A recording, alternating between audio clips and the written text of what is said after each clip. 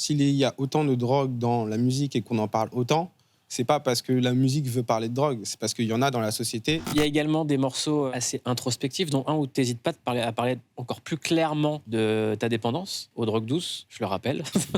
Même si pour moi, il n'y a pas de drogue douce, il y a juste la drogue. La drogue, bien sûr. Voilà, ça s'appelle Shoot. Comment j'arrête, comment j'arrête, comment j'arrête, comment c'est sûr j'arrête ce cali.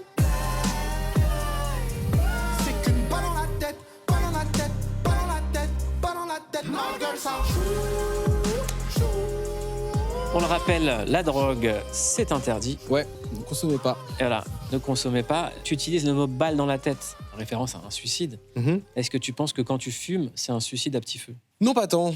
La première référence, c'était pas forcément le suicide, c'est plus le fait d'avoir quelque chose dans la tête qui est une balle, parce qu'effectivement, une balle, ça te tue, mais c'est pas directement ça. Mais c'est vrai qu'il y a un peu de ça, quoi. Plus tu fumes, plus tu te drogues, plus tu mets fin à quelque chose, ou alors tu définis la fin, tu la réduis. Comment t'es tombé dedans et comment est-ce que tu veux arrêter?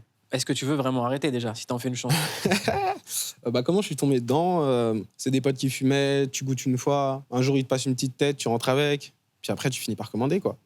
Mais comment je compte arrêter? Tout simplement en me forçant. Je pense qu'il n'y a pas de technique. Il faut arrêter d'acheter, il faut arrêter d'en avoir, tout simplement. Et surtout, délier certaines activités de ça, quoi. Parce que souvent, on a tendance à lier des activités. Tu vois, tu vas aller au studio, tu vas faire de la musique, tu vas en allumer un, et voilà, tu vois. Mais j'ai quand même conscience qu'il y a un moment donné, il va falloir mettre un terme à ça. Est-ce qu'il y a un danger à rendre la prise de drogue cool chez les jeunes à travers la musique? Et je pense que l'art, en fait, c'est quelque chose de passif.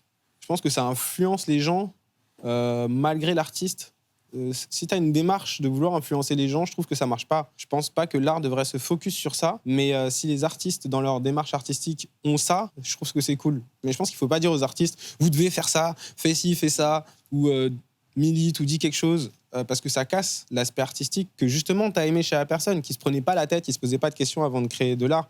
Maintenant, je pense aussi que c'est la résultante de quelque chose. S'il y a autant de drogue dans la musique et qu'on en parle autant, c'est pas parce que la musique veut parler de drogue, c'est parce qu'il y en a dans la société et que les gens de la musique sont des gens de la société et ils parlent de trucs de la société, quoi. En tout cas, je pense pas que le problème vienne de là, quoi.